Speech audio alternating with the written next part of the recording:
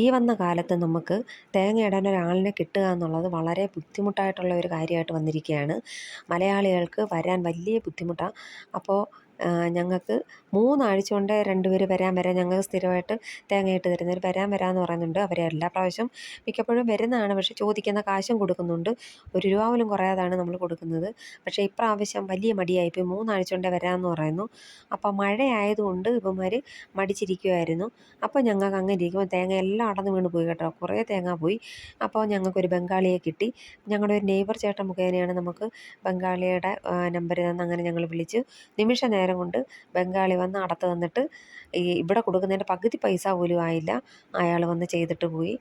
അപ്പോൾ നിങ്ങൾക്ക് ആർക്കെങ്കിലും ഇങ്ങനെ ഒരു ബുദ്ധിമുട്ട് നമ്മുടെ നാട്ടിൽ നിങ്ങളുടെ വീട്ടിലൊക്കെ തേങ്ങ അടക്കാനോ അല്ലെങ്കിൽ മരം വെട്ടുന്നതിനോ എന്തെങ്കിലും ബുദ്ധിമുട്ടുണ്ടെങ്കിൽ ഈ ആറ്റിങ്ങലാണ് ഈ ഏജൻസിയുടെ ഓഫീസ് ഇവരെ വിടുന്നത്. അപ്പോൾ ആ ഏജൻസിയെ വിളിച്ച് നമ്മൾ കാര്യം പറയുകയാണെങ്കിൽ അവർക്ക് ലൊക്കേഷൻ പറഞ്ഞു കൊടുത്താൽ മതി.